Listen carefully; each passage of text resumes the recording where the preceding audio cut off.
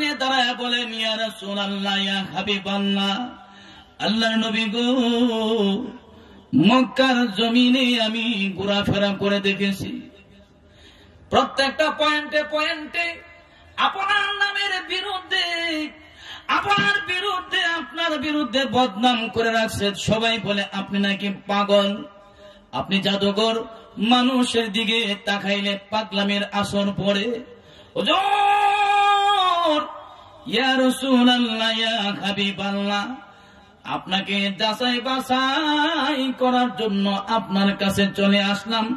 পাগলামির কোন আসর আপনার চেহারায় নাই, জাদুঘরের আসর আপনার চেহারায় নাই। হুজুর, এই মুহূর্তে আপনি হাত মুবারক বাড়ায়া দেন, হুজুর মেহেরবানি করে হাত বাড়ায়া দেন। আমি পরে নিলাম লা, হাত বাড়ায়া দেন। আমি পরে নিলাম লা ইলাহা ইল্লাল্লাহু মুহাম্মাদুর রাসূলুল্লাহ সাল্লাল্লাহু আলাইহি ওয়াসাল্লাম। মুসলমান হয়ে গেলেন। মুসলমান হওয়ার পর এই সংবাদটুকু ওনার মায়ের দরবারে, মায়ের ঘরে পৌঁছায়া দেয় সাহাবীর মা গো, ও সাদ ইবনে আবি ওয়াক্কাসের মা, আমি এই মুহূর্তে শুনে আসলাম তোমার সন্তান মুসলমান হয়ে গেছে, মুহাম্মদের হাতে হাত রেখে মুসলমান হয়ে গেছে। উনি যাকে বলে না, আমি বিশ্বাস করতে পারি না আমার সন্তান মুসলমান হতে পারে না, এমন সন্তান আমি জন্ম দেই নাই। আমার সন্তান ঘর থেকে বের হইলে আমাকে বলে বের হয়ে আমাকে বলে যায়, আমার যখন ঘরের মধ্যে ফেরত আসে আমার সন্তান আমাকে ঘরের মধ্যে প্রবেশ করে মার খোঁজ খবর নেই। এমন বাধ্যগত সন্তান আমার বিরুদ্ধে চলে যাবে আমি বিশ্বাস করতে পারি না। ডেকে ডেকে বলে, বিশ্বাস করুন আর নাই করুন, ঘরে চলে আসলে ঠিকই বুঝতে পারবেন আপনার সন্তান মুসলমান হয়ে গেছে। এই কথা বলার পর গোসম তিনি সংবাদদাতা চলে গেলেন। চলে যাওয়ার পর সাহাবী আল্লাহর নবী রাহমাতুল লিল আলামিনের দরবার থেকে চলে আসলেন। মায়ের দরজার সামনে দাঁড়াইয়া ডেকে ডেকে বলে, মা গো, ও মা, কেমন আছো তুমি? মা চোখের পানি ফেলে দিয়ে কান্দে আর ডেকে ডেকে বলে, রে সন্তান, আমি শুনলাম তুই নাকি মুসলমান হয়ে গেলি। আমার সন্তান মুহাম্মদের হাত রেখে তুই মুসলমান হয়ে গিয়েছিস। সন্তান ডেকে ডেকে বলে, মা গো, ও মা, আমি কেন তোমাকেও আমি আহ্বান জানাই, তোমাকেও আমি দাওয়াত দিচ্ছি গো মা। আল্লাহ এবং আল্লাহর নবী রাহমাতুল লিল আলামিনের পথে চলে আসো, ইসলামের পথে তুমি চলে আসো। আল্লাহর নবীজি বলেছেন, মান ক্বালা লা ইলাহা ইল্লাল্লাহ, যে ব্যক্তি লা ইলাহা ইল্লাল্লাহ পাঠ করবে, দাখালাল জান্নাহ, মহান আল্লাহ রব্বুল আলামিন তাকে জান্নাত দান করে দিবে। এইবার সাহাবী বলেন, ও মা, তোমাকে দাওয়াত দেই, তোমাকে আহ্বান জানাই গো মা, মেহেরবানি করে আমার দাওয়াত কবুল করে মুসলমান হয়ে যাও। তুমি যদি ইসলাম গ্রহণ না করো জাহান্নামের আগুনে তোমাকে জ্বলতে হবে গো মা। তোমার সন্তান হয়ে জান্নাতের মধ্যে আল্লাহ যদি আমাকে জান্নাত দান করে, আর আমার গর্ভধারিণী মা, আমার মা যদি জাহান্নামের আগুনে চলে যায়, আমার কষ্টের কোনো শেষ থাকবে না। জান্নাতের নাজ নেয়ামত আমার কোনো কাজে আসবে না মাকে যদি জান্নাতে না পাই। মা, ও মা, তোমার কাছে নত শিরে আহ্বান করতেছি গো মা, মেহেরবানি করে তুমি মুসলমান হয়ে যাও। মা ডেকে ডেকে বলে, সন্তান, আমি মুসলমান হব কিনা পরের কথা, তোকে আমি আহ্বান জানাই, আবার তোর বাপ দাদার ধর্মে ফেরত আয়। আয় আয় আমার সন্তান, আয় আবার তোর জায়গায় চলে আয়। এবার সন্তান ডেকে ডেকে বলে, মা গো, ও মা, তোমার ডাকে সাড়া দিয়ে আবার পুনরায় আসবো কিনা? মা গো, তুমি আমাকে 3টা দিন পর্যন্ত সময় দান করো। আমার 3 দিন পর্যন্ত ভেবে চিন্তে করে আমি তোমাকে জানাবো কি করব। আল্লাহ এবং আল্লাহর নবীকে রাখবো নাকি মাকে আমি গ্রহণ করব। মা মনে মনে চিন্তা করতে লাগলেন, এইভাবে আমার সন্তানকে নিয়ে আসা যাবে না। মা ডেকে ডেকে বলে, সন্তান, তুই যদি তোর বাপ দাদার ধর্মের মধ্যে পুনরায় ফিরত না আসিস, তাহলে আমি পানাহার বন্ধ করে মারা যাব, পানাহার করব না। এরা সন্তান, মানুষ বলে মুহাম্মদের সংস্পর্শে সাহচর্যে যাওয়ার কারণে, মুহাম্মদের কাছে যাওয়ার কারণে লোকটা মাকে মেরে ফেললো, মাকে বাঁচতে দিল না। তোর বদনাম হবে, তোর নবীর বদনাম হবে, পানাহার বন্ধ করে দিলাম যতক্ষণ পর্যন্ত পুনরায় ফেরত না আসে। এবার সন্তান পেরেশানির মধ্যে পড়ে গেলেন, আকাশটা মাথার মধ্যে ভেঙে পড়ে গেল। মা দুঃখিনী, কত কষ্ট করে দুনিয়ার মধ্যে সন্তানকে লালন পালন করলো, মাকে বুঝাইতে পারলাম না। মা আমার জাহান্নামী, মা জাহান্নামের রাস্তায় চলে যাচ্ছে। সাহাবী কান্নাকাটি করতে লাগলেন, চোখের পানি মুছেন আর ডেকে ডেকে বলেন, মা গো, ও মা, আমার সিদ্ধান্ত তোমাকে 3টা দিন পর আমি জানাবো গো মা। সিদ্ধান্ত জানানোর জন্য সময় নিয়ে উনি চলে গেলেন, আল্লাহ নবীজির কাছে প্রবেশ করলেন। হুজুরের দরবারে যায়া বলেন, ইয়া রাসূলুল্লাহ, ইয়া হাবিবাল্লাহ, ওগো নবীজি, আমার মা জননী পানাহার বন্ধ করে দিয়েছে, আমার মাকে কি করে আমি বাঁচাবো? ইয়া রাসূলুল্লাহ, ইয়া হাবিবাল্লাহ, মেহেরবানি করে কোন একটা পদ্ধতি আমাকে বাতলিয়ে দিন। আল্লাহর নবী বলেন, এ সাহাবী, আল্লাহর সাথে শিরিক করে মাকে বাঁচানোর কথা আমি বলতে পারি না, আবার মার সাথে খারাপ ব্যবহার করবে তাও বলতে পারি না। কারণ মা মুশরিকা হলে, মা কাফেরা হলে, মায়ের সাথে বাবার সাথে ভালো ব্যবহার করতে হবে। কুরআনুল কারীমের আয়াত নাজিল করেছেন আল্লাহ, জায়গায় জায়গায় কুরআনুল কারীমের আয়াত নাজিল করেছেন, ওয়াবুদুল্লাহ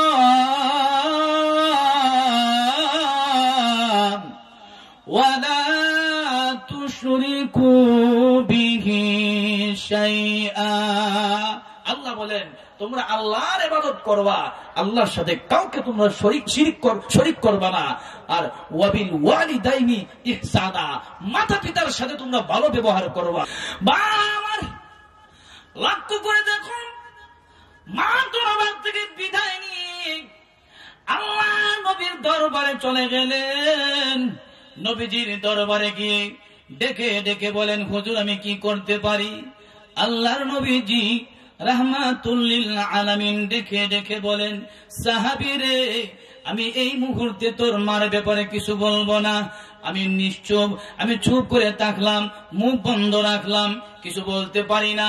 আল্লাহ আর নবী রাহমাতুল লিল আলামিন চুপ করে বসে রইলেন। সাহাবী 1 দিন 2 দিন 3 দিন পার হওয়ার পর মায়ের দরজার দিকে উনি রওনা হয়ে গেলেন, নিজের সিদ্ধান্ত জানাইবেন। কি সিদ্ধান্ত গ্রহণ করেছেন সিদ্ধান্তটুকু জানাই দিবেন। এইদিকে গ্রামের লোকেরা ডেকে ডেকে বলে, সাদ ইবনে আবি ওয়াক্কাসের মা গো, রাস্তার দিকে তাকায় দেখো, তোমার সন্তান তোমার দিকে দৌড়াইয়া আসতেছে গো। আমাদের মনে হয় তোমার সন্তান তোমাকে মরতে দিবে না, তোমার কাছে গো চলে আসতেছে তোমাকে বাঁচানোর জন্য। তোমার কাছে এসে বলবে, মা গো, ও মা, তুমি মরতে পারো না, তোমাকে মরতে দেব না, আল্লাহ এবং আল্লাহ নবীকে ছেড়ে দেব, তোমাকে মরতে দেব না। মাও এই কল্পনা জল্পনা করতেছে। আমার সন্তান আমার কানের মধ্যে এসে বলবে, বাবা, আমার সন্তান আমাকে বলবে তোমাকে মরতে দেব না। মাগো, প্রয়োজনে আল্লাহ এবং আল্লাহর নবী রাহমাতুল লিল আলামিনকে ছেড়ে দিলাম। এই চিন্তায় মাও ওদের অপেক্ষায় বসে আছে। এবার সন্তান মায়ের কাছে চলে এসে ডেকে ডেকে বলে, মা গো, ও মা, আমার সিদ্ধান্ত জানানোর জন্য তোমার কাছে চলে এসেছি।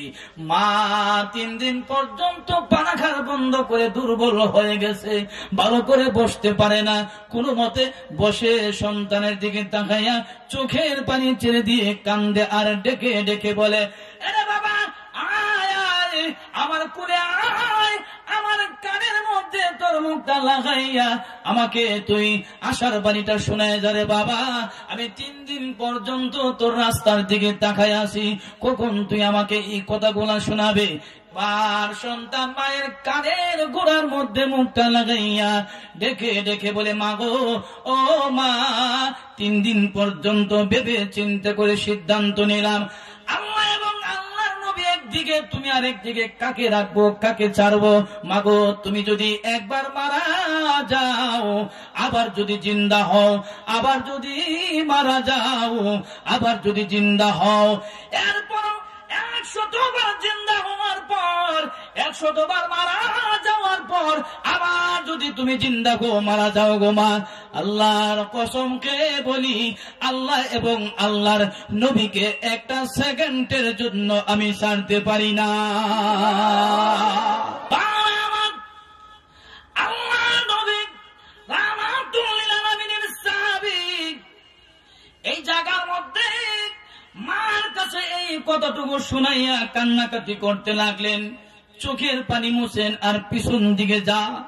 মা সন্তানের চেহারার দিকে তাকাইয়া ডেকে ডেকে বলে, আরে সন্তান, তুই কি আমার ওই সাদ ইবনে আবি ওয়াক্কাস? আমার সন্তান কি তুই?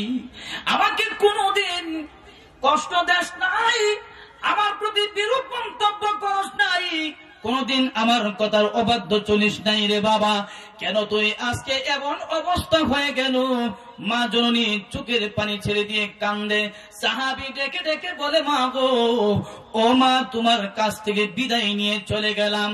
আল্লাহর নবী রাহমাতুল লিল আলামিনের দরবারে গিয়ে ডেকে ডেকে বলে, ইয়া রাসূলুল্লাহ, ইয়া হাবিবাল্লাহ, ওগো নবীজি, আমার সিদ্ধান্তটুকু আমার মাকে জানাই আসলাম। ওগো নবীজি, আমার মাকে আমি বলে দিয়েছি, মা যদি একবার মারা যায়, আবার যদি জিন্দা হয়, আবার যদি মারা যায়, আবার যদি জিন্দা হয়, 100 বার মারা যায়, জিন্দা হয়, এরপরও মাকে জানাই দিয়েছি, আল্লাহ এবং আল্লাহর নবীকে ছাড়বো না।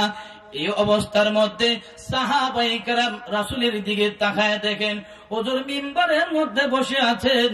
এই মুহূর্তে ওহী নাজিল হওয়ার আলামত শুরু হয়ে গেল, গুন গুন গুন গুন একটা শব্দ শুরু হয়ে গেল, ওহী নাজিল হচ্ছে। সাহাবায়ে কেরাম একজন আরেকজনের দিকে তাকায়া বলতে লাগলেন, সাহাবীরা রে, এই মুহূর্তে কেন ওহী নাজিল হবে? ওহী নাজিল হওয়ার পিছনে কারণ কি? একজন আরেকজনকে বলতে লাগবে, মনে হয় সাহাবীর মায়ের ব্যাপারে কোনো কিছু বলবে। এই অবস্থার মধ্যে আল্লাহর নবী রাহমাতুল লিল আলামিন, ওনার চেহারার মধ্যে ওহী নাজিল হওয়ার আলামত দেখা যায়। কিছুক্ষণ পর ওহী নাজিল হওয়ার আলামত দূর হয়ে গেল।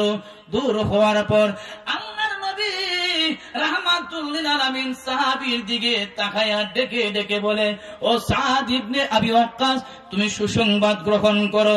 তোমার মাকে যেই কথাটুকু জানাই আসলে, তোমার মার সাথে যেই কথাটুকু বললে, তোমার সমর্থনে, তোমার প্রশংসা করে মহান আল্লাহ রাব্বুল আলামিন সূরাতুল আনকাবুতের আয়াত আল্লাহ নাজিল করেছে। আল্লাহ তাআলা বলেন, ওয়া ওয়াসাইনাল ইনসানা বিওয়ালিদাইহি হুসনা। আমি প্রতিটা মানুষকে সিদ্ধান্ত দিচ্ছি, আমি আল্লাহর সিদ্ধান্ত হলো মা বাবার সাথে ভালো ব্যবহার করবে, মা বাবার সাথে ভালো ব্যবহার করবে।